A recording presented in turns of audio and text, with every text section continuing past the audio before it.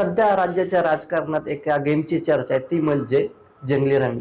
परंतु ही चर्चा एखाद्याचं घरदार सुद्धा उद्ध्वस्त करू शकते, हे देखील तितकंच खरं आहे. असाच एक प्रत्यय पिंपरी चिंचवड शहरात सुद्धा एका तरुणाला माझ्यासोबत तोच तरुण आहे, जय जाधव. जंगली रमीवरती या तरुणाचे तब्बल 84 लाख रुपये गेले आणि याच गेमच्या हट्टापायी त्याच्यावरती हे लाखो रुपयांचं कर्ज झाले. मात्र हे कर्ज सुद्धा एका मित्रामुळे झालं आणि दुसऱ्या मित्राने या कर्जातून सावरलं सुद्धा. नक्की संपूर्ण प्रकरण काय जाणून घेऊयात. जय, काय सांगाल तुम्ही, नक्की तुम्हाला हे गेमची लत कशी लागली आणि त्यातून तुम्ही कसं बाहेर आलात? ही मी इथं व्यवसाय निमित्ताने स्थलांतरित आहे.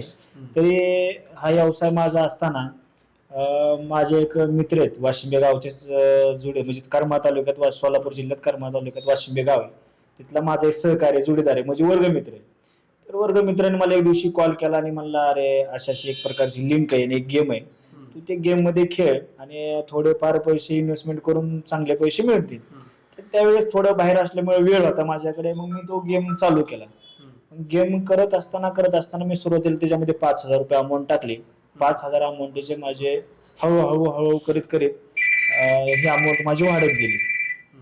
ही अमाऊंट वाढत गेली, ती जी माझी अमाऊंट 50,000 रुपये झाली 5,000ची. तर नंतर तीच अमाऊंट माझी परत रिव्हर्स करत मी रिटर्न माघारी आलो आणि मी अशा पद्धतीने नंतर 5,000चे 10,000, 10,000चे 20,000, 20,000चे 50,000, 50,000चे मी 1,00,000, अशा मोठ्या रकमा परत टाकून खेळू लागलो. मग ही माझी रक्कम अशी वाढत गेली, जवळपास माझी 84 लाख रुपयात म्हणजे अडकली गेली. हे 84 लाख तुमच्यापर्यंत आले कसे काय? तुमचा तर व्यवसाय होता, या व्यवसायामध्ये किती तुम्हाला फायदा व्हायचा आणि ही 84 लाखाची रक्कम एवढी गेली कशी काय?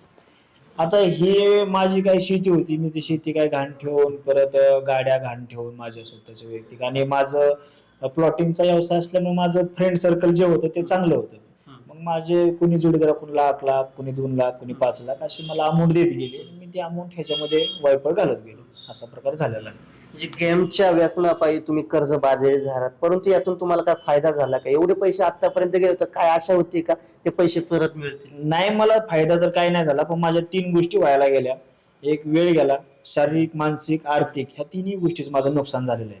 आणि ह्याच्यामध्ये तुम्ही ऑनलाईन जी गेम असेल ह्याच्यामध्ये तुमचं 100% नुकसान होणार. तुम्हाला असं वाटणार की मी हे आज कव्हर करेन, उद्या कव्हर करेन, पण हे कसं आहे, एका रोगासारखं आहे. तुम्हाला हा लागला की तुम्हाला तो संपवल्याशिवाय राहणार नाही. मग ते कुणाला 2 महिन्यात संपवल, कुणाला वर्षात संपवल, कुणाला 2 वर्षात संपवल, पण तो संपवणार गेम. त्याच्यामुळे ऑनलाईन हा गेमच्या कुठल्याही तरुणाने आरी जाऊ नये. आपण आयुष्याची कमाई कमवत असतो आणि अशी क्षणात, महिन्यात, 6 महिन्यात, 2 महिन्यात ही संपत्ती, आणि ह्याच्यामध्ये काय होतं, फॅमिली आणि स्वतःही खूप डिस्टर्ब होतो माणूस. त्याच्यामुळं अशा नादी लागू नये असं माझी इच्छा आहे. तुम्ही म्हटलं की हा गेम एका रोगासारखा आहे, एकदा लागला ते लागला, त्यातून लवकर बाहेर पडतात. परंतु तुम्ही कशा बाहेर पडला? कारण 84 लाख रुपये ही काय थोडी रक्कम नाही. एवढी मोठी अमाऊंट गेल्यानंतर मी बराचसा वायबल होतो, आणि गावाकडे असल्यामुळे आता तुम्हाला माहिती, खेडेगावामध्ये इन्कम सोर्स असला काय उपलब्ध नसतात. इथं बी माझ्या काही लोकांतून चुकीच्या गैरवर्तन झालं होतं, आणि गावाकडेच मी राहायचो. त्यात मध्ये गेमचा नाव होता. मला एक सचिन कोटवले नावाचे आपले जोडीदार आहेत, त्यांची बिल्डिंग आहे. त्यांना ह्या गोष्टी माझ्या कानावर आल्यानंतर त्यांनी मला तिथनं इकडे बोलून घेतलं.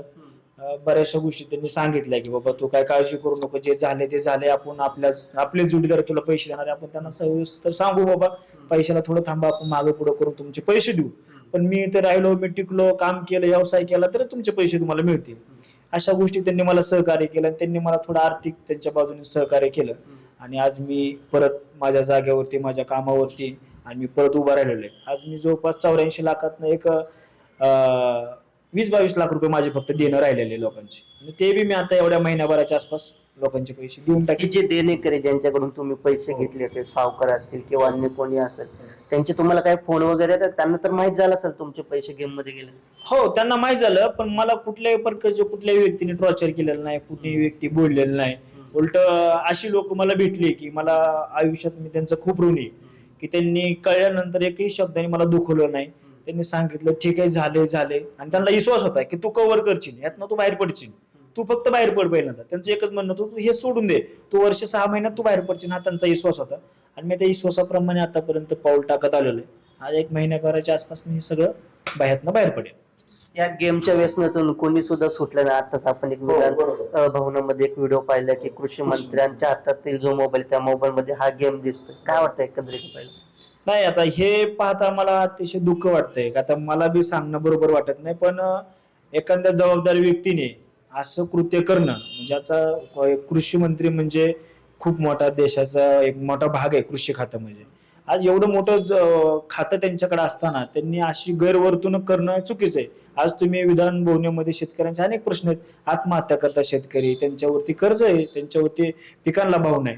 हे प्रश्न सोडवायचे सोडून ते तुम्ही विधान भवनामध्ये जर जंगली रमी अशा ज्या गोष्टी खेळत असतात तर ते खूप वायफळ गोष्टी त्यांच्यासारख्या माणसांनी खेळणं.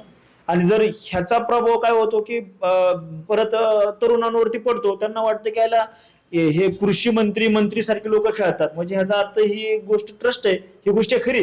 अनेक आपण सेलिब्रिटी पाहिल्या, ते सुद्धा या ज्या गेम आहेत ऑनलाईन त्यांची जाहिरात करताना दिसतात. हो, आता त्यांनी ते जाहिराती करू नयेत खरं तर, पण कसं होतंय त्यांना त्याच्यापासून इन्कम आहे, त्यांचं पोटपाणी त्याच्यावर असते, त्यामुळे ते जाहिराती वगैरे काढतात याड. आता तुम्ही पाहिलं असं मध्यंतरी आपले भारतीय क्रिकेटर जे आपले आपण ज्यांना देव मानतो, सचिन तेंडुलकर सरांच्या एका पर्सनल बॉडीगार्डने सुद्धा ह्या अशा ऑनलाईन गेममुळेच आत्महत्या केलेली.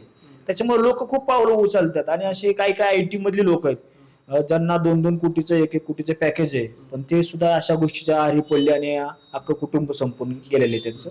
त्याच्यामुळं सावध वेळेत ह्याच्यामधनं पैसा कमवण्याचा विचारच करू नका. ही गोष्ट तुम्हाला कधी खाऊन टाकीन ते कळणार नाही. आजही देशातले अनेक तरुण आहेत हे या गेमच्या आहारी गेलेले दिसतात. त्यांना काय सल्ला देणार तुम्ही, काय उद्देश? मी एकच सल्ला देईन. मी एक मला स्वतःला कौतुकांत म्हणणार नाही, पण मी एका चांगल्या ह्याच्यामध्ये होतो, व्यवसायामध्ये होतो, चांगलं माझं नाव होतं. पण अशा चुकीच्या गोष्टीमुळे आपलं नाव बी जातं आणि आपला वेळ बी जातो आणि आपला पैसा बी जातो. त्याच्यामुळं ह्या गोष्टीपासून कुठलाही तुम्हाला फायदा होणार नाही, ही मात्र 100% गोष्ट खरी आहे. त्याच्यामुळं अशा ऑनलाईन गेममध्ये अशा जुगारासारख्या गोष्टीमधनं पैसा कमवण्याचा विचार तुम्ही करू नका. आणि हा जोडून विनंती, तुम्ही थांबा.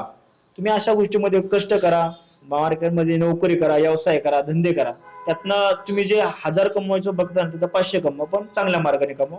अशा ऑनलाईन गेमच्या मार्गातून पैसा कमवून काही स्वप्न बघण्याचा प्रयत्न अजिबात करू नका. ती स्वप्न तुमची पूर्ण होणार नाही. तर आपण पाहिलं या ऑनलाईन गेम मध्ये एका मित्राच्या सांगण्यावरून जय जाधव यांनी त्या गेमच्या आहारी गेले. 84 लाख रुपयांचं कर्ज त्यांच्या डोक्यावरती झालं. आता फक्त 22 लाख रुपये राहिले. परंतु दुसऱ्या मित्रांनी त्याला साथ दिली आणि त्यांना या व्यसनातून बाहेर केलं. मात्र आम्ही NDTV मराठीच्या माध्यमातून तुम्हाला सुद्धा आवाहन करतो, अशा ऑनलाईन गेमच्या आहारी तुम्ही सुद्धा जाऊ नका. सूरज कसबे, NDTV मराठी, पुणे.